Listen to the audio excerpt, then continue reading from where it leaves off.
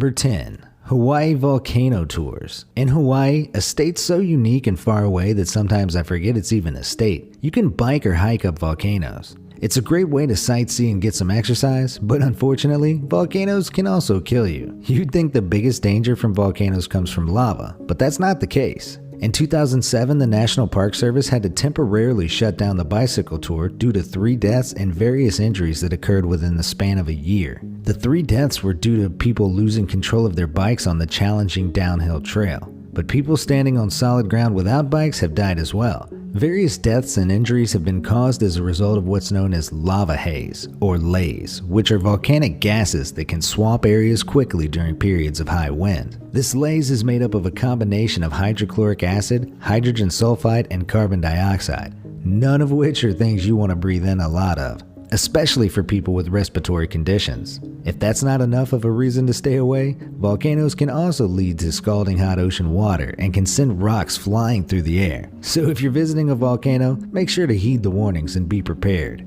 Number 9. Devil's Pool. If the very name Devil's Pool wasn't enough to keep tourists away, there is also a plaque nearby that reads, "He came for a visit and stayed forever." It was made to honor one of the now more than 20 people who have died at Devil's Pool in Zambia. It has been described as the ultimate infinity pool, and it allows tourists to swim right on the edge and look out over one of the biggest waterfalls in the world, Victoria Falls. It's twice the height of Niagara Falls. You can only swim in Devil's Pool usually between September and December, when the dry season reduces water levels and current enough for the pool to be accessible. The pool is separated from the falls by a natural rock barrier, which creates an eddy with a minimal current, stopping swimmers from being carried away and allowing them to fool around a few feet from the edge. The most famous death at Devil's Pool was that of a heroic tour guide who managed to save a tourist who had started to fall, but then fell over himself. If you ever go to Victoria Falls, consider looking at the water from a nice safe distance,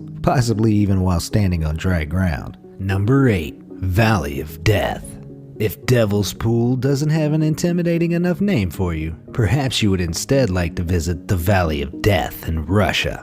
Thanks to nearby volcano Kikpinik, the Valley of Death has a high concentration of toxic gas that accumulates in the valley's lowlands without wind to blow it away. This toxic lake of gas kills local plants and animals. If you ever went there, you would first experience dizziness, a fever and chills, then you would probably die.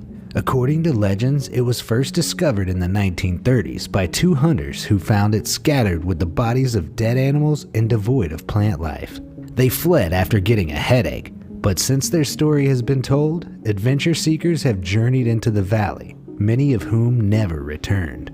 Locals estimate around 80 people have been lost to the valley. It's closed off to tourists for obvious reasons, but because we humans just don't know how to leave things alone, there are in fact ways for tourists to visit. You can view the valley and the beautiful landscape from an observation deck which was built at a safe distance away. If that doesn't cut it for you, you can take helicopter tours over the area and just hope you don't crash and end up in some bizarre stalker-esque scenario. Number 7. Yosemite Half Dome. Half Dome is a huge granite dome in Yosemite National Park, California. It's a famous rock formation in the park, and it's pretty easy to see how it got its name. One side of Half Dome is a sheer rock face, and the other 3 sides are round and smooth. The crest is 4,737 feet above the valley floor. It would be totally harmless if people would just leave it alone, but everyone knows that's not how people operate. The Yosemite Search and Rescue Team responds to about 100 incidents each year, from dehydration to much more serious issues. Though it might look deceptively easy, it's not for the out of shape or faint of heart. 8 people have died hiking up the trail on Half Dome.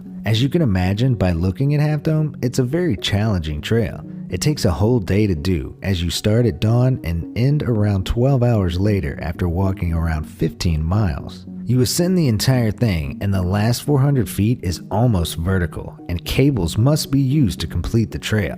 Most fatalities and injuries are caused by slipping from rain or wearing inadequate footwear. Rain can make the cables and rocks slippery, and there's even a section of Half Dome that's just called the Death Slabs. What often happens is people are greeted with clear mornings in the summer when they start the hike, but if it rains in the afternoon, even just a little bit, climbing the dome can be extremely dangerous as the stubborn individuals carry on when they should probably turn back. Here's a park ranger attesting to how dangerous the cables can be during bad weather. My name is Steve Bumgardner. I'm a videographer for the park, and I was shooting on the top of Half Dome on a July morning when a thunderstorm rolled in very quickly. The threat of lightning was very real, and everyone on the summit decided that they should go down. The problem was it began to rain at the same time. Once water falls on that route where the cables are, it becomes incredibly slick. The cable itself is very difficult to hold on to when it's wet, and the fear of falling led to basically a traffic jam on the cables. So once we were stuck on the cables, we then became very exposed to the risk of lightning. And the cables themselves became electrified. My metal frame pack began shocking me. People's hair began to stand up on end. And the fear in my gut grew very rapidly. I think that experience really opened my eyes to how dangerous Half Dome can be and how serious the threat of weather is. Number 6. Running of the Bulls. When people say the running of the bulls, what they usually mean is the one held in Pamplona during the festival of San Fermines, held every year in honor of Saint Fermin. It began as a small local festival, but has since, of course, become a big tourism event attended by people from all over the world. Other towns in Spain, Portugal, Mexico, and southern France have bull runs as well, but this is the one that you see in the news. As you can imagine, having a bunch of people run down the street while bulls chase after them is in fact quite dangerous. Every year, somewhere between 50 and 100 people are injured. Since they started keeping track in 1910, 15 people have died during the run. 14 people have been killed by the actual bulls, and 1 person got crushed in a big human pileup. So sure, 15 people in just over 100 years isn't so bad, but do you really want to risk it? Or even end up half dead? Being non-legally stabbed with a bull's horn sounds pretty bad too. Number 5. Mount Huashan. To call the Mount Huashan Trail a trail is a bit misleading, since it's actually just planks bolted to the side of the mountain. You hook yourself to an iron chain that runs along the side of the mountain during the trip. Part of the way there aren't even any planks, and you just have to step on divots that have been carved into the rocks. While there are no official death statistics because the Chinese government is really shady, rumor has it lots of people die there every year. If you want to visit a terrifying plank walkway that does keep official death statistics, consider El Caminito del Rey in Spain. This one is along the walls of a gorge in El Chorro, and the name, which was originally Camino del Rey, means King's Pathway. For about a decade, the walkway fell into disrepair and parts of it were closed, but apparently people didn't take the hint and they opened it up again. 5 people died there between 1999 and 2000, causing many to view it as the world's most dangerous path. Number 4. Papua New Guinean Trails. Papua New Guinea is an incredible, almost unspoiled country with spectacular scenery, so it's no wonder why lots of people flock there for hiking expeditions. 2 trails there in particular, the Kokoda Track and Black Cat Track, are famously challenging. Both trails feature spectacular jungles and mountains, and hikers can see historic signs from World War II along the routes, as they were both areas of conflict between Japanese and Australian forces. The Kokoda Track is a more popular track, running for 60 miles, or 96 kilometers, along a single-file track from Port Moresby to the village of Kokoda. Thousands of tourists make the trek every year, though I really couldn't tell you why. It takes anywhere from 4 to 12 days to hike the entire trail, including sections that you have to swim and climb. The nights are cold, the days are hot and humid, with highly likely torrential rain, and tropical diseases such as malaria make this one challenging trail. In fact, 6 Australian trekkers have died from natural causes while attempting to walk the track over the years, leading some people to call for mandatory fitness tests for all walkers before starting. The Black Cat Trail, on the other hand, runs from the coastal village of Salamua to the township of Wau. It's an extremely tough 6-day trek and recommended only for very fit and experienced trekkers, so the whole thing would be challenging enough, without the possibility of people with machetes coming out of the jungle and killing you. In 2013, a hiking party had both of their porters killed by bandits known as rascals, and 7 members of their party wounded. The attack was believed to be caused by a grudge related to money and hiring of porters from different villages, but it still gives me second thoughts about signing up. Number 3.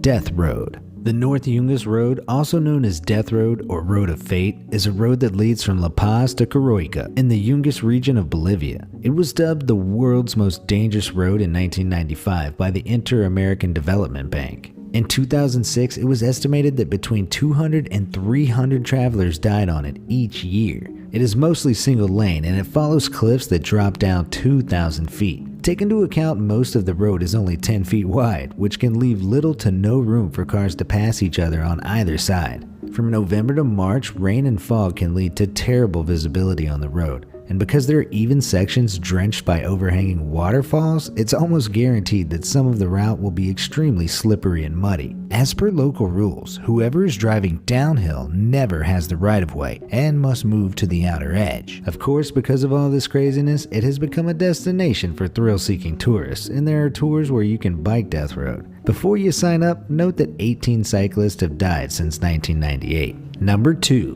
Death Valley. Not to be confused with the aforementioned Valley of Death, Death Valley is of course America's very own hellscape located in California. The area is best known for holding the record for highest reliably recorded air temperature on Earth at 134 degrees Fahrenheit, as well as the highest reliably recorded ground surface temperature at 201 degrees Fahrenheit. Along with the heat, the valley is home to numerous dangerous animals, from rattlesnakes to scorpions, black widow spiders, and even mice. Seriously, even the mice are dangerous there. The deer mice and cactus mice found in the valley have been found to carry hantavirus, a potentially fatal respiratory disease. People planning to travel within the valley should travel with plenty of water and stick to paved roads in the summer, because if your car breaks down, you may otherwise struggle to get help. While most people would admit that this is a bit too hot for them, Death Valley attracts many tourists due to its unique and beautiful landscape. As the name implies, many hikers and campers have died in Death Valley,